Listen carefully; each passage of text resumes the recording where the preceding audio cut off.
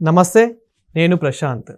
అమెరికాలో ట్రంప్ తీసుకున్న నిర్ణయాలతో భారతీయులంతా భయపడుతూ ఉన్నారు. ముఖ్యంగా ఇప్పుడు వాళ్ళు యూఎస్‌కి ఎళ్దామనుకునే వాళ్ళు మాత్రం వెనకడుగేస్తున్నారనైతే తెలుస్తుంది. ఎందుకంటే అక్కడ ఉన్న నిర్ణయాలు అంటే అక్కడున్న తీసుకున్న ఏవైతే రూల్స్ అండ్ రెగ్యులేషన్స్ ఏవైతే ఉన్నాయో, సో అవన్నిటికైతే కొంచెం భయపడి వెనకడుగైతే వేస్తున్నారు.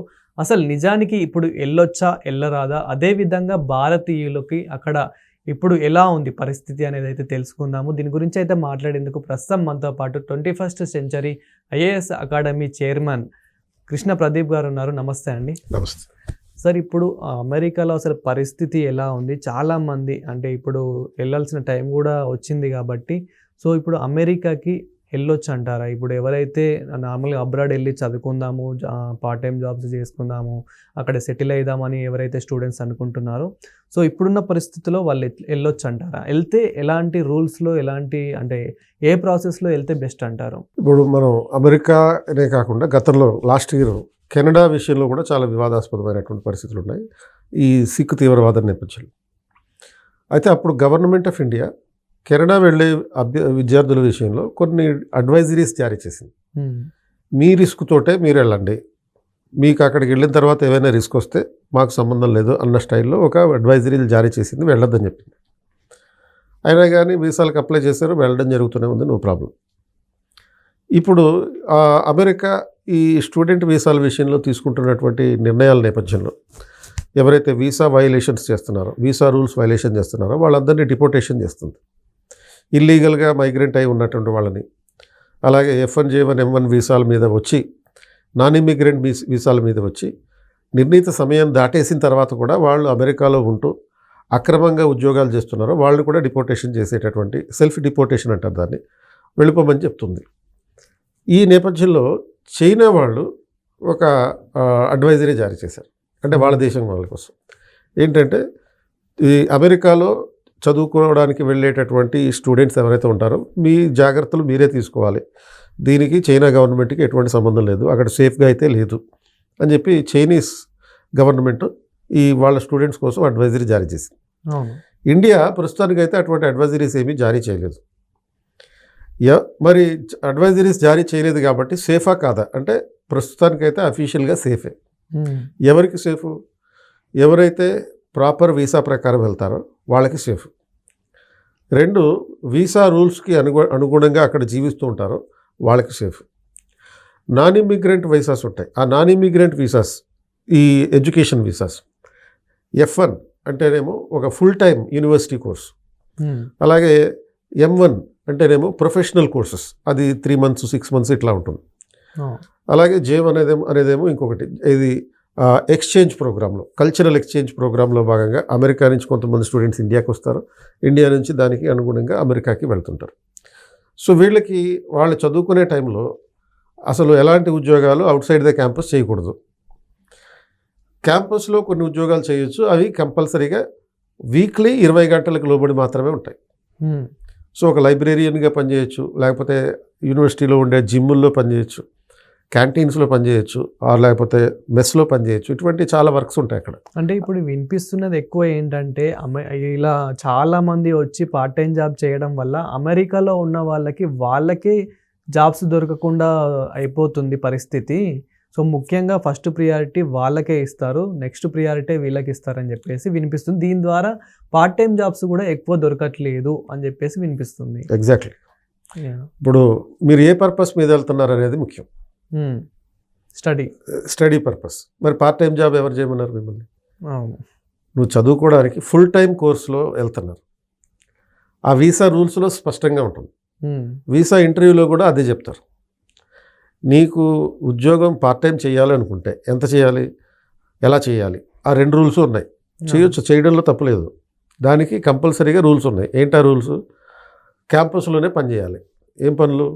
లైబ్రరీలో అసిస్టెంట్, జిమ్స్లో అసిస్టెంట్, క్యాంటీన్లో అసిస్టెంట్, ఆర్ లేకపోతే మెస్లో అసిస్టెంట్, ఆర్ లేకపోతే టీచర్ల దగ్గర, అంటే ప్రొఫెసర్లు ఉంటారు వాళ్ళ దగ్గర అసిస్టెంట్గా చేయొచ్చు, ప్రొఫెసర్ల దగ్గర అసిస్టెంట్గా చేయొచ్చు. ఇట్లాంటి చాలా ఉన్నాయి. అంటే లేకపోతే థీసిస్ రైటర్స్గా ఉండొచ్చు. ఇలాంటివి ఆన్ క్యాంపస్ జాబ్స్ అవి చేయొచ్చు. క్యాంపస్ బయట చేయకూడదు. క్యాంపస్ బయట నువ్వు పార్ట్ టైం చేయడం అంటే ఎక్కడ చేస్తారు?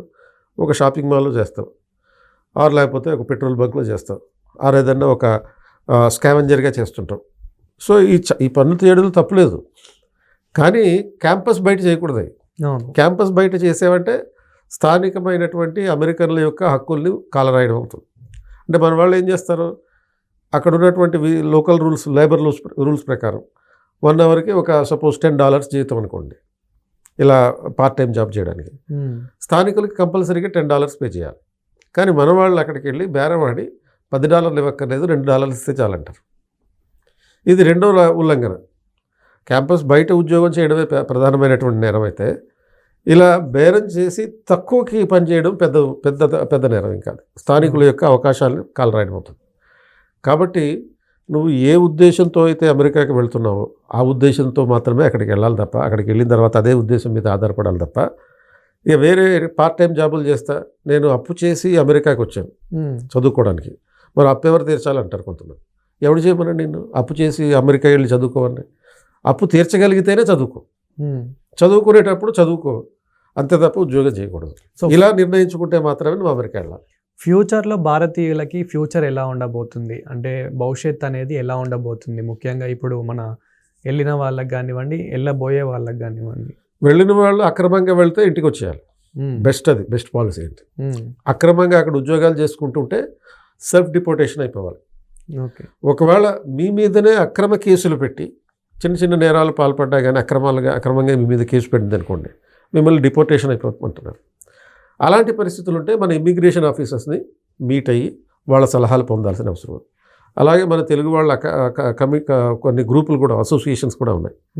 నాటా అని, తానా అని, ఇటువంటి అసోసియేషన్స్ ఉన్నాయి. వీళ్ళని సంప్రదిస్తే వాళ్ళు కావాల్సినటువంటి హెల్ప్ కూడా చేస్తారు.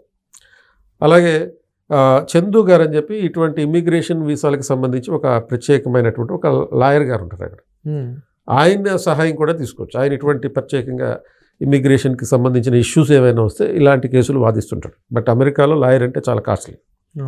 మళ్ళీ ఇంకో అప్పు చేయాలి, చదువుకోవడానికి ఎంత అప్పు చేసావో అంత అప్పు చేయాలి మళ్ళీ. సో కాబట్టి మీరు ఒకవేళ అమెరికాలో ఎక్స్క్లూజివ్గా చదువుకోవాలి అని అనుకుంటే మాత్రం చదువుకోవడానికి మాత్రమే వెళ్ళండి. అక్కడికి వెళ్ళి పార్ట్ టైం జాబులు చేస్తే అక్రమంగా మిమ్మల్ని దాన్ని నిర్దేశించి డిపోర్టేషన్ చేసే అవకాశం ఉంది. ఎందుకంటే అమెరికా ఫస్ట్ అనే పాలసీ కింద అమెరికన్లకే ముందు అన్ని రకాల అవకాశాలు ఇవ్వాలి అనేటటువంటి ఉద్దేశం ఉంది. రెండో ఆస్పెక్ట్ మీరు అడిగినట్టుగా భవిష్యత్తులో వెళ్ళాలా వద్దా, నిజాయితీగా చట్ట ప్రకారం రూల్స్ ప్రకారం వెళ్తే వెళ్ళచ్చు, నో ప్రాబ్లం. వాళ్ళకు కూడా అమెరికాకు కూడా కావాలి, మన స్టూడెంట్స్ కావాలి, మన స్టూడెంట్స్ కట్టే ఫీజులు ఆ యూనివర్సిటీస్కి కావాలి. రెండు, మన ఉద్యోగులు కావాలి, H1B వీసా మీద వెళ్ళేటటువంటి ప్రొఫెషనల్స్ కావాలి. ఇప్పుడు ఓవరాల్గా అమెరికా ప్రతి సంవత్సరం 80,000 H1B వీసాలు జారీ చేస్తుంది మొత్తం వరల్డ్ వైడ్గా. వాటిల్లో 70,000 వరకు ఇండియన్సే తీసుకుంటున్నారు. అందులో మళ్ళీ 30,000 వరకు తెలుగు రాష్ట్రాల నుంచి వాళ్ళే తీసుకుంటున్నారు. అంటే గవర్నమెంట్ స్పెసిఫిక్గా లీగల్గా రమ్మంటుంది, ప్రొఫెషనల్స్ ఎవరైతే ఉంటున్నారో వాళ్ళని రమ్మంటుంది. వాళ్ళకి అవసరం, వాళ్ళు సాఫ్ట్వేర్ ఇంజనీర్లు వాళ్ళకి కావాలి కాబట్టి కంపల్సరీగా వెళ్ళొచ్చు.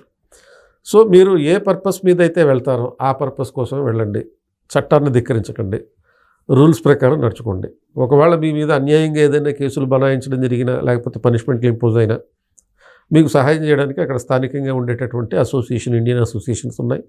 ఇమిగ్రేషన్ ఆఫీసర్ని సంప్రదించవచ్చు అనమాట. Thank you sir. Thank you.